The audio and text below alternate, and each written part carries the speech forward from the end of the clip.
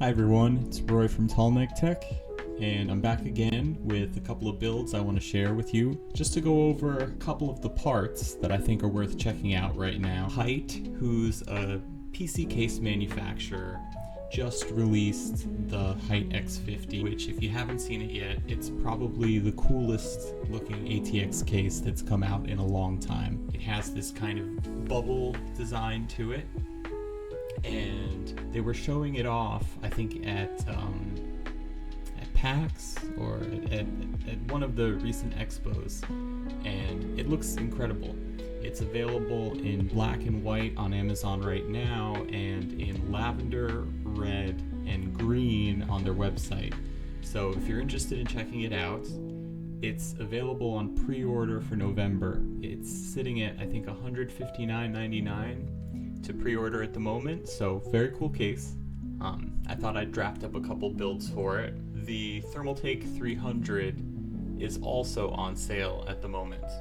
I think it's the white and black builds that have the on sale Thermaltake Tower 300, so check those out also. In terms of graphics cards, the Radeon 9060 XT 16GB is far and away the best $300 to $350 graphics card at the moment. It performs just about as well as a 3080, and it has a couple of features that the 3080 doesn't have, like upscaling, RDNA 4, stuff like that. So if you're looking for a graphics card at around $350, definitely check out the 9060 XT, the 16GB model, because the 8GB model won't age nearly as well as the 16GB model. And the 9070 XT is still probably the best bang for your buck graphics card. The 9070 is also amazing, so you can't go wrong with either card, but for this month I have a build featuring the 9070 XT in the Thermaltake Tower 300. So I figure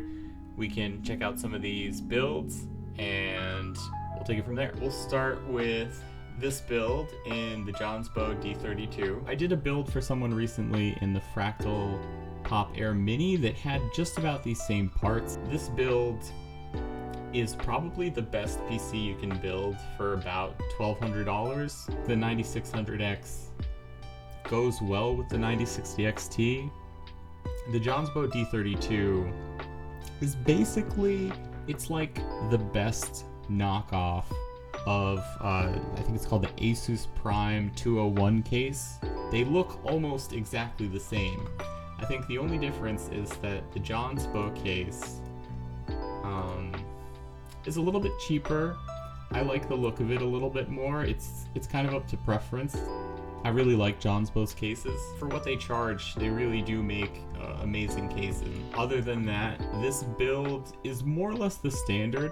I like to use Corsair modular power supplies in these smaller builds because there's not a lot of room. So I went with the Corsair 750E, and the ASRock Challenger is a really cool looking card. It's super affordable and it has a little bit of RGB, although I will say if you're going for a certain aesthetic, like you want all the RGB lights to be a certain color, maybe go with a different 9060 XT, because I've built with a couple ASRock Challenger cards. They don't let you change the color of the RGB, you can only switch it on and off. So that's something to keep in mind. It's just a cool case, it's a cool build. It's a micro ATX case where the graphics card sits at the bottom and pulls air from the bottom of the case. It's a nice layout, and it looks super clean to build in. So if anybody's interested in it, I have this build up, and I have just about the exact same build, but in white here. I think I linked the wrong build twice. I'll be right back. Sorry about that. So, like I said, this is the white build in the Jonsbo D32. It's pretty much exactly the same, except I think it's a white motherboard, the white Arctic Liquid Freezer 3, and the ASRock Steel Legend OC, which is a really cool looking card. I'm a big fan of ASRock's graphics cards just because they're super affordable and they look really nice. The RGB is usually kind of greenish, yellowish that looks good in most builds. If you're looking for a 9060 XT, a 3-fan 9060 XT is going to age super well. Next up, we have the Thermaltake Tower 300. I just want to talk a little bit about this case because this case has been on my radar for a long time. I've been waiting to roll out a build in this case for my site, and I figure this is a good time to do it. For those of you who haven't seen the Tower 300, it's not like other cases because the motherboard and the graphics card outputs are inside the case, and you actually have to, I don't know if you can see it on the back here. So this little hole here is where your cables come out of. So all the cables that usually go into the back of your motherboard and your graphics card for your monitor come out of this little hole. If you're okay with that, if it's not a big deal for you to just kind of plug everything in and leave it the way that it is, great, it's the coolest case. I've also heard that some people have a little bit of trouble with GPUs that don't play well when they're sitting vertically because this case can be angled so it's like a capsule standing upright or off to the side. But at least for the graphics cards that I use in this case, I know that it's not a problem. The advice that I've heard is when you build in this case, use a graphics card that's going to come close to the side of the case so it's taking in fresh air. But it's a really interesting case. I love the look of it. I love the kind of capsule vibe. It really does look very different from any other case, and the fact that it comes in so many different colors. I like the hydrangea blue.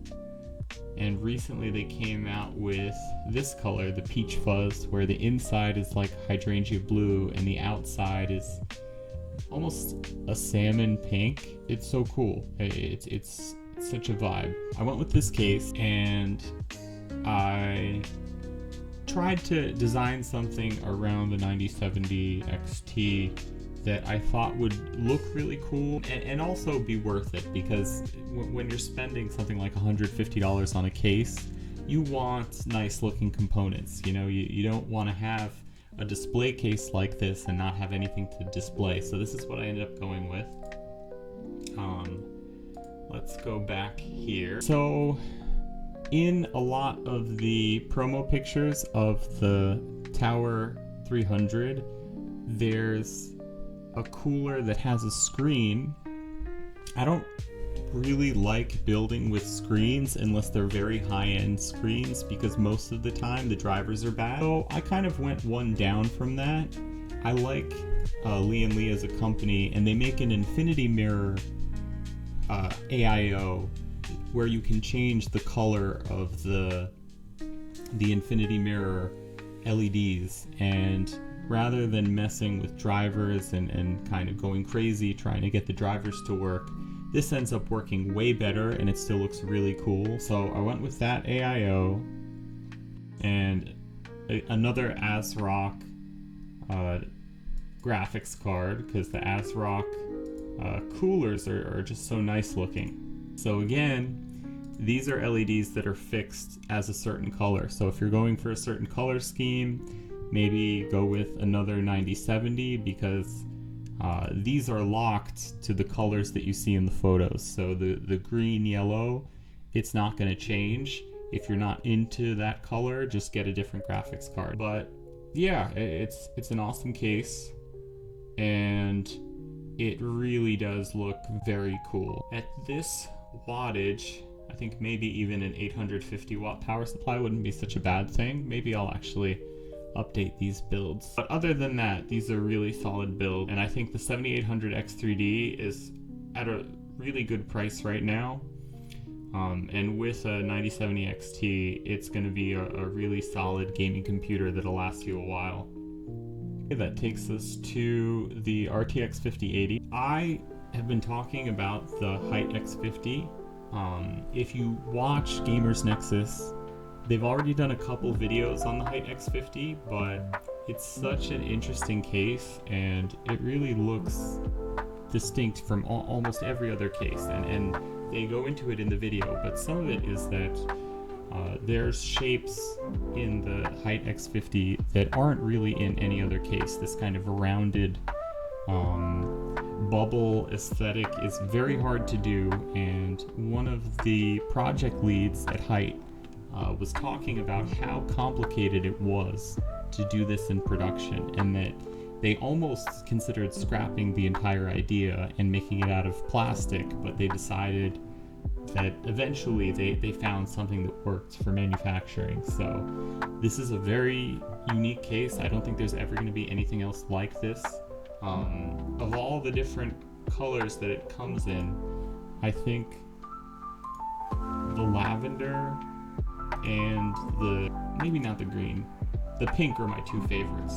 Yeah, lavender and pink. White is interesting also, but the horizontal slats, the rounded front, and the fact that the power supply is mounted to the top, I think it's just really interesting. And if you look at the